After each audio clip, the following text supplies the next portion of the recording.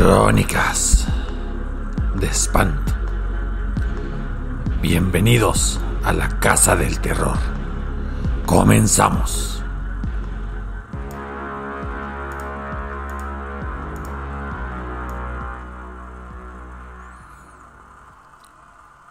Si son seguidores de los relatos que uno comparte cada fin de semana, se habrán percatado que hará cosa de un par de meses anduve por las fronteras entre los estados de Jalisco y Nayarit. En concreto, Vallarta, Nuevo Vallarta, el río Ameca, viendo cómo la modernidad se ha mezclado con las viviendas tradicionales, con las costumbres antiguas.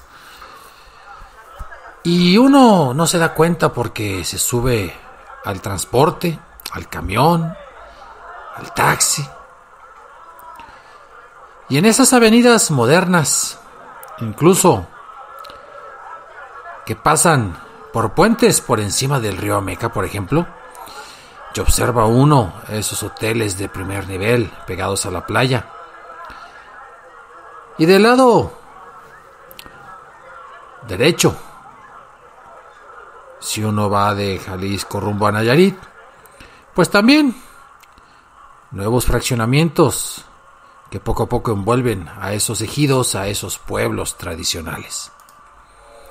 Así quedó el ejido de Jarretaderas, ese poblado, envuelto entre un hotel que está haciendo su propio parque de diversiones, entre los negocios pegados a la carretera, entre el río Ameca, que por azares de la naturaleza y por intervención humana ha sido modificado de su cauce para perjuicio de la propia vida silvestre que ahí habita. Y yo diría que de también los habitantes de Jarretaderas. Pero ellos han vivido del río a su manera, y las leyendas han surgido desde antiquísimos años. Muchísimo tiempo atrás, los primeros habitantes de Jarretaderas ahí vivían y sacaban su comida de todos los alrededores. La pesca no abundaba, pero sustancialmente apoyaba en la alimentación de ellos, del mismo río Ameca. También podían pescar del mar, no estaba nada lejos. Pocos cientos de metros. Pero algunos de los dueños de los ranchos, más arriba, sembraban chile alrededor del río. Y la humedad propia que emanaba de aquel cauce y que también por debajo de la tierra lograba llegar a aquellos sembradíos aledaños, pues provocaban que prácticamente el chile se diera solo, creciera, unos pocos cuidados. Y entonces había época en que la gente de Jarretaderas iba y trabajaba en los chilares. Y así como les digo, en esa época, todos los días, hombres, mujeres y niños se dirigían a esos pequeños cultivos y llegaban y hacer ejercicio de espalda, agacharse y cosechar el chile, levantarse, agacharse y piscar el chile. Labor ingrata para ahora que estamos acostumbrados a las comodidades de este mundo, pero que para la gente del campo de otra época, pues era lo normal. Sin embargo, algo extraño rondaba en el ambiente cuando esas personas, ya el sol a punto de meterse y con una magnífica vista, cuando se alcanzaba a ver en ocasiones aquel ocaso pegado a la playa. Porque también no solo se escuchaba la brisa marina que llegaba hasta ese punto del río, sino que de repente, con el río calmo, se empezaban a escuchar unas ligeras campanadas. Pero no campanadas de un templo o de una iglesia del cual nunca existió, sino como aquellas campanadas que a veces utilizaban en los conventos, cuando el monje encargado de despertar a sus hermanos para que acudieran al rezo de laudes, pues se levantaran y se dirigieran precisamente a tan noble labor. Y poco a poco los vecinos del poblado se dieron cuenta y comentaban: oye, ¿no escuchaste de repente esas campanadas? ¿Quién sabe de dónde vengan? Igual un barco a lo lejos. Quizás acá las casas del patrón que están más al interior. No importa. Y la gente iba y venía y no le hacía mucho caso a esas pequeñas interferencias con su normalidad. Pero llegó un día en que se fueron todos, menos Rogelio. Y todo el mundo levantó su itacate, levantó sus aperos, levantó sus cosas, levantó el chile que ya habían recogido, que se llevaban en carreta, y se dirigían a descansar al poblado. Cuando Rogelio se tardó un poco, se sentó, se arregló sus guaraches y escuchó otra vez las campanillas, cosa que le extrañaba. Pero ahora no solamente las campanillas, sino que empezó a percibir una presencia adicional a la suya. Apreció a lo lejos a una persona, o eso creyó, una persona envuelta en una sábana blanca, que estaba ahí, como parada a la orilla del río. Pero no tocaban sus pies la tierra, estaba como levitando.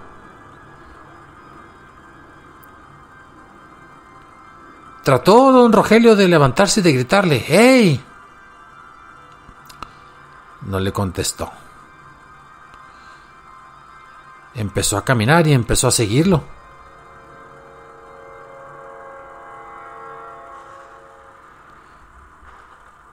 Solo sabemos que en la noche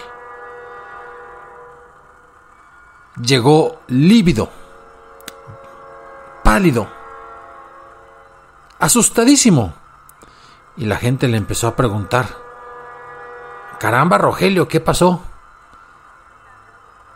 No decía nada, no contaba nada, no afirmaba ni negaba.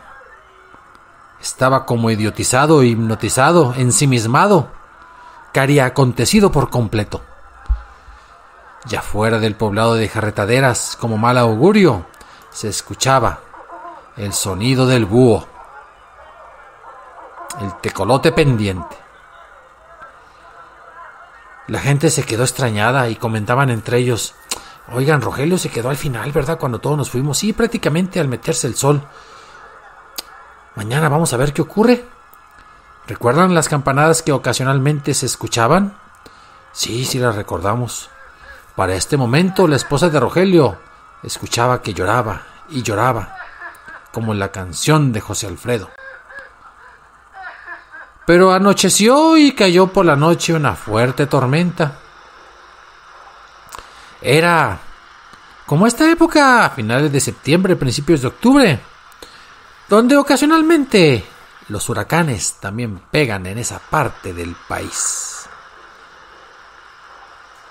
La cuestión es que al día siguiente, otra vez hombres, mujeres y niños tomaron sus cosas, acomodaron sus aperos, sus objetos de labranza, que en este caso más bien eran cosas para recolectar el chile, y se dirigieron pues a los chilares a ejercer esa labor por las cuales les pagaba el hacendado del momento. Y pasó el día, y ellos, a un lado del arroyo, más caudaloso que de costumbre al ser precisamente el final de la época de lluvias. Se empezaron a retirar todos, con miedo de que les pasara lo que le pasó a Rogelio. Pero 3 de ellos, como que se quedaban, como que se tardaban. Los demás no dijeron nada. Se escucharon las 3 campanillas.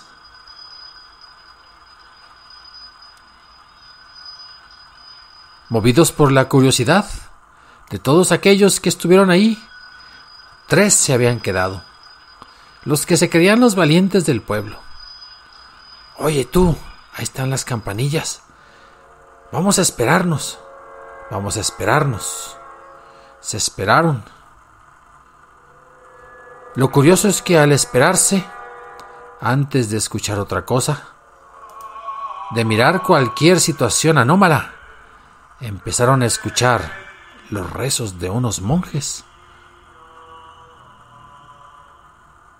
Miraban para acá y para allá, ya había anochecido, ya no era momento para estar ahí en esos chilares. El sol había ocultado sobre esa parte de la faz de la tierra su sonriente cara. El punto es que estos 3 valientes observaron a lo lejos, no uno, sino varios personajes envueltos, diríamos nosotros, en sábanas blancas, tapados de pies a cabeza. Se quedaron extrañados, porque lo que veían era más de lo que había visto Rogelio. Era una especie de procesión. Uno de esos portaba una enorme cruz de madera, como recargada en su pecho. De los 3, quedaban 2. Uno se asustó, casi se desmaya, se cae y lo tienen que levantar. Y prácticamente huye despavorido. Mientras tanto, el tecolote empezaba a cantar. Estos empezaron a seguir aquella extraña procesión y escuchaban los cantos y veían las siluetas de aquellos que ahora estaban convencidos tendrían que haber sido clérigos, monjes, almas en pena. Pues no. Siguieron aquellos espectros por la orilla del río y así estaban caminando. Al ser esta misma época, no regresaron y cayó otra tormenta tremenda en la noche. A la mañana siguiente se empiezan a preguntar entre los habitantes de Jarretaderas: oiga, compadre, ¿no sabe dónde quedaron Higinio? No.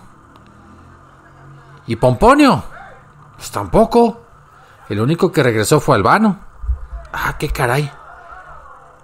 Pues movidos todos por la fraternidad, la curiosidad, el morbo, o vaya usted a saber, pues empiezan a preguntarse. Rogelio seguía pues como en estado de trance. Pero Higinio y Pomponio no estaban por ningún lado. No regresaron. Todos se fueron a buscarlos, fueron y partieron desde donde estaban los chilares.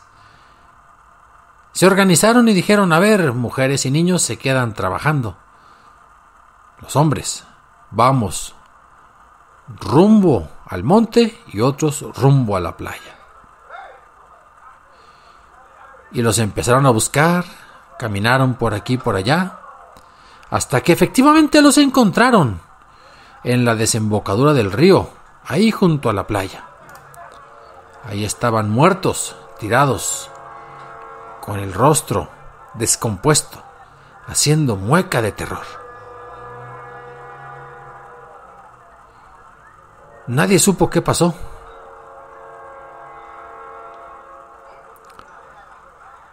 Se hizo la cristiana sepultura, se le habló al párroco. Obviamente era el párroco del poblado de Puerto Vallarta, lejos. pero al punto de que fueron enterrados y la gente siguió. Rogelio volvió a recobrar cierta entereza, cierta normalidad de temperamento, y nadie se atrevía a preguntarle qué había ocurrido. Pero pasaron las semanas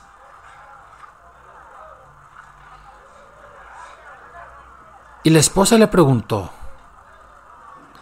Rogelio, ¿qué diablos pasó para que tú te portaras de la manera como te portaste? Háblame ya, no nos tengas en asco a todos. Esposa mía, voy a contarte lo que vi. Vi a ese espectro blanco y lo fui siguiendo. Y conforme lo seguía, iba internándome. Pero el caudal del río me parece que iba creciendo. Yo lo seguí ahí a la vera del río. De repente empecé a ver una luz más intensa. Pero esa luz no era una luz uniforme, como compuesta, como si varios puntitos blancos a lo lejos y nosotros nos acercáramos. Y en ese momento, al espíritu al que yo seguía, me frenó y me dijo: detente, mortal. No nos sigas, porque te puede costar la vida. Yo me quedé así, pasmado. Pero sí atiné a preguntar: ¿quiénes son ustedes? Y aquel espíritu me contestó: somos los monjes que habíamos instalado una capilla a la orilla del arroyo, no muy lejos del mar. Habíamos puesto una reliquia y acudíamos por las tardes a rezar al pie de la reliquia. Vivíamos en un poblado que existió tierra adentro, pero al ser esa capilla una suerte de augurio que nuestro superior había pedido que construyéramos, la habíamos instalado cercana al río, cercana al mar. Y una tarde en que amenazaba la lluvia terrible, no desistimos en nuestro deseo de rezar ahí, en la capilla junto a la reliquia. Esa reliquia estaba incrustada en una cruz de madera. Nunca contamos con que se juntó todo: tormenta, rayos, terremoto. Sí, también un terremoto. Para este momento, la esposa no estaba segura si lo estaba inventando Rogelio todo eso, o un espíritu era capaz de contar con tal detalle y precisión una historia que era digna de una película. Pero dejó que Rogelio siguiera, y Rogelio, con la plena convicción en su rostro y la claridad en sus ojos de que eso le había contado aquel espíritu, terminó su relato.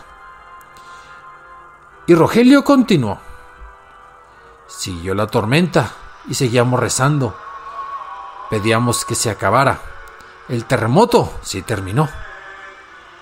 Pero por las ventanas, uno de nuestros compañeros simplemente alcanzó a ver una especie de maremoto, una ola gigantesca que se dirigía a la playa. Y sabe que en esta parte de la playa es plano. Entra rápidamente la ola, destruye la capilla, se lleva la reliquia, se lleva nuestros cuerpos, pero no nuestras almas. Somos nosotros que ahora, en alma presente, custodiamos el lugar y la reliquia, y esa es nuestra labor. ¡Aléjate! ¿O quieres formar parte de nuestra procesión?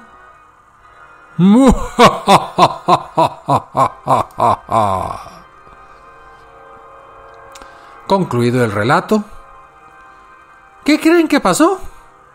Rogelio otra vez puso ojos de huevo, se puso en trance, empezó a tener una especie de contorsiones, lloraba, se asustaba. La mujer, hay que decirlo, tenía mayor capacidad de reacción ante esas situaciones. Fue y le contó a su vecina, la cual fue y le contó al párroco. El párroco dijo lo que siempre puede decir cualquier párroco. Bueno, pues sí me habían contado que aquí existió un templo provisional y que también hubo una suerte de hombres santos, no sé si concretamente monjes o religiosos. Pero bueno, vayamos a la orilla del río, vayamos ahí donde estaban los cuerpos de los señores que encontraron. ¿Cómo dicen que se llamaban? Ah, sí, disculpe, Pomponio e Higinio. Bien, organicemos una misa en el lugar. Difícil era, porque recuerden que en el siglo pasado y antepasado, pues se necesitaba aportar un ara, digamos un altar portátil para poder celebrar misa. Si no, no se podía. La consiguieron, el padre la llevó, se realizó una pequeña ceremonia, una misa muy sencilla, se bendijo el lugar, acudieron todos, rezaron. Y no sé si el rezo o las personas que acudieron, su buena voluntad, provocaron que se apaciguara el espíritu de estos monjes. Pero pasado el tiempo, también el tecolote se dejó de escuchar. Cuando acudían a los chilares, las campanillas dejaron de sonar. Las apariciones cesaron. Rogelio volvió a la normalidad. Sin embargo, se sigue contando el relato de que en otra época hubo una capilla, hubo unos monjes que fueron engullidos por las fuerzas de la naturaleza. Y uno que otro. No es fácil cruzar por ahí en este momento. Todo está privatizado, el pueblo está reducido a su mínima expresión. Pues cuenta que ocasionalmente, si uno camina por donde estaban las matas de Chile, se siguen escuchando esas campanillas que presagian el avistamiento de los frailes. Esto fue Crónicas de Espanto. Escriban, opinen, asientan, disientan, cooperen. crónicasdeespanto0@gmail.com. Y ya lo saben, vienen los mejores meses para contar toda naturaleza de relatos terroríficos, misteriosos, alucinantes. Gracias por acompañarme a lo largo de estos 5 años y algo más. Y nos vemos la próxima semana.